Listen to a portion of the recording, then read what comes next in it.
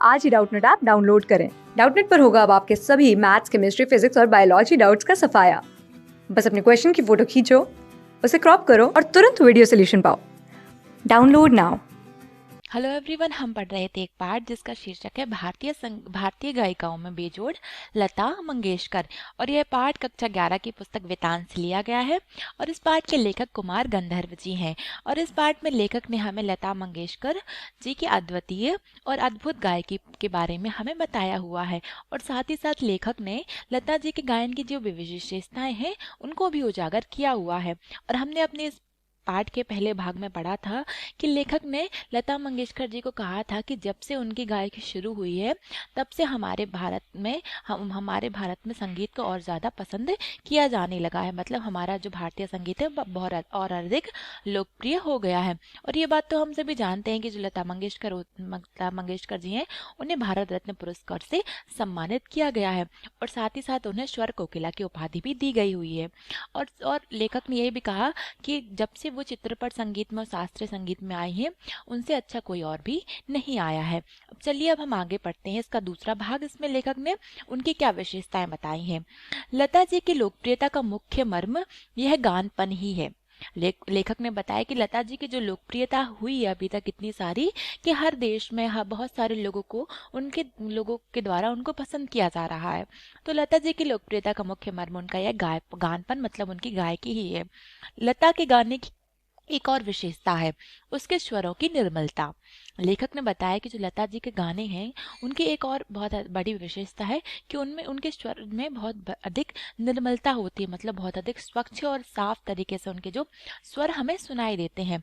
उसके पहले की पार्श्व गायिका नूरजहां भी एक अच्छी गायिका थी, इसमें संदेह नहीं, तथापि उसके गानों में एक मादक उत्तान दिखता था। अब लेखक ने बताया है कि जो लता मंगेशकर के पहले की जो पार्श्व गायिका थी जिनका नाम था नूरजहां, वह भी एक बहुत अधिक अच्छी और लोकप्रिय गायिका थी। और यह बात में किसी प्रकार का कोई संदेह नहीं है कि उनकी गायकी भी लोगों को बहुत अधिक पसंद आती थी। लेकिन उनके गानों की विशेषता थी कि उनके गानों में एक मादक उत्थान दिखता था। लेकिन लता जी के गानों में ऐसा नहीं है। लता के स्वरों में लोकप्रियता, लता के स्वरों में कोमलता और मुग्धता है। जिस प्रकार से नूरजहां के गानों में एक मादक उत्थान दिखता था उसके बिल्कुल विपरीत लता जी के गाने में उनके स्वरों में, उनकी आवाज में एक कोमलता और मुग्धता दिखाई देती है।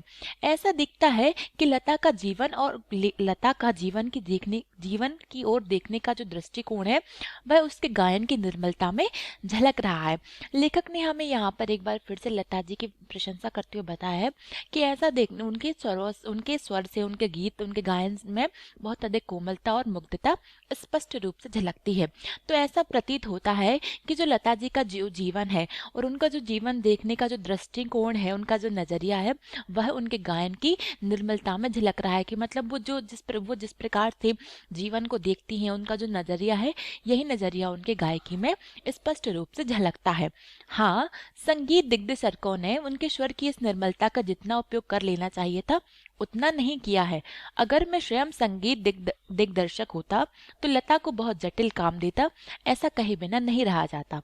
अब लेखक कुमार गंधर्व जी कहते हैं कि एक बात और है कि जो संगीत दिग्दर्शक होते हैं, जो संगीत का निर्माण करते हैं, तो उन्होंने लता जी के स्वर की इस निर्मलता का जितना उपयोग करना था उतना अधिक उपयोग नहीं किया है। क्योंकि जो लता जी का अगर लता जी को और अच्छी गायकी उनसे करवाई जाती तो हो सकता है वो और भी अधिक उनकी गायकी में और अधिक निखार आता। क्योंकि वो जिस तरीके से गाने गाती हैं तो लोग उनके गानों को सुनकर बहुत अच्छा, सुंदर, मिठास का और बहुत ही अपनेपन का अनुभव करते हैं। और साथ ही साथ उनके गायन में कोमलता और मुग्धता दिखाई देती है। और जो लोग उनके गानों को सुनते हैं तो वह मंत्र मुग्ध हो जाते हैं और उन्हें लगता है कि वो इस संगीत को और जितनी देर हो सुनते ही रहें। लेकिन लेखक ने हमें एक बात और बताई कि जितनी भी संगीत निर्माता हैं, जितने भी संगीत निर्देशक हैं, उन्होंने उनकी आवाज़ का उतना अच्छे से प्रयोग नहीं किया जितना करना चाहिए था।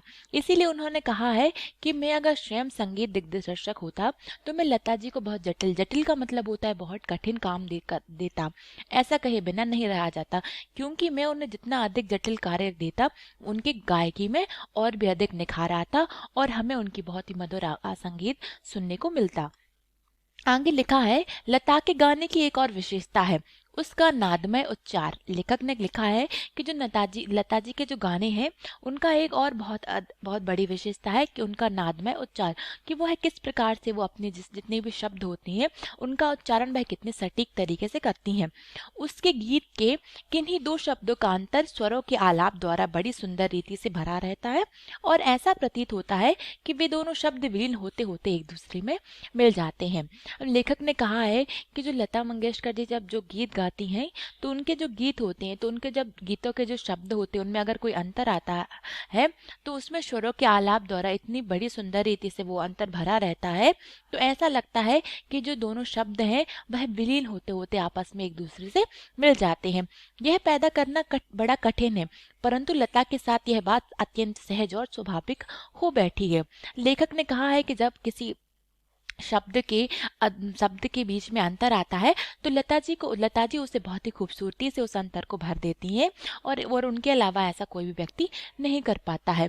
और यह जो कार्य है, यह बात पैदा करना बहुत ही कठिन कार्य है, इसलिए लेखक ने लिखा है कि लता जी के साथ यह बात अत्यंत सहज और स्वाभाविक हो जाती है।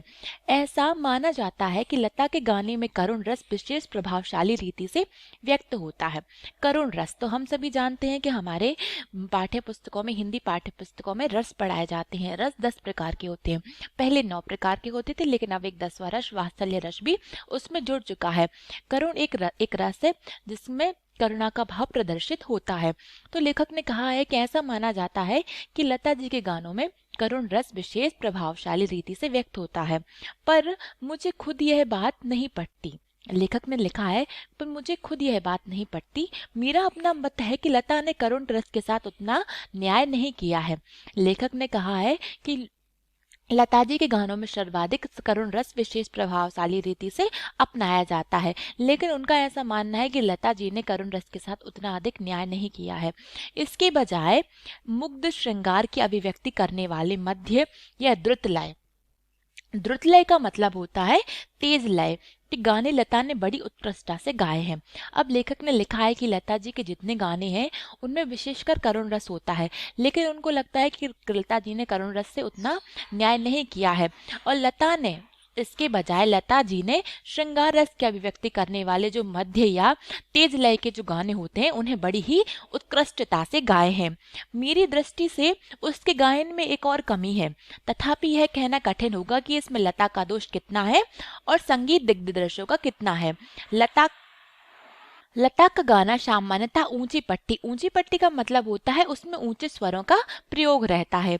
गाने में संगीत दिग्दर्शक उसे अधिकाधिक ऊंची पट्टी में गवाते हैं और उसे अकारण ही चिल्लाते हैं। अब लेखक का यह मानना है कि मेरी दृष्टि से लता जी के गायन में एक और कमी है, लेकिन यह कहना गलत होगा कि इसमें इन सब चीज़ों में लता जी का कोई दोष है, और इनमें तो शायद हो सकता है दोष संगीत दिग्दर्शक का है जो उनसे गाना उस प्रकार का गाना गवाते हैं।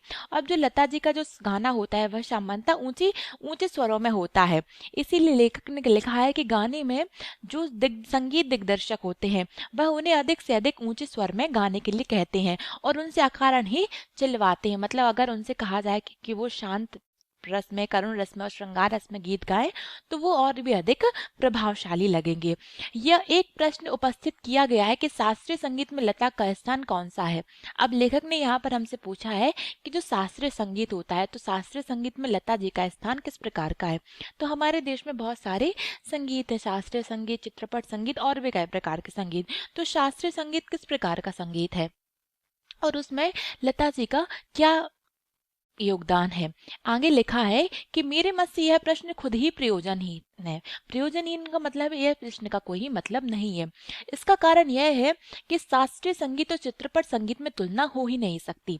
लेखक का मानना है कि जो शास्त्रीय संगीत होता है, शास्त्रीय संगीत में जिसमें गायक को निर्धारित नियमों के अंदर गाया जाता है और निर्धारित नियमों के अंदर ही उसके जो उपकरण होते हैं उन्हें बजाया जाता है, और इसीलिए उन्होंने कहा है शास्त्रीय संगीत और चित्रपट संगीत में तुलना हो ही नहीं सकती। जहां गंभीरता शास्त्रीय संगीत का स्थायी भाव है, वहीं जल दलाय का मतलब होता है द्वैत लय, और चपलता चित्रपट संगीत का मुख्य धर्म है।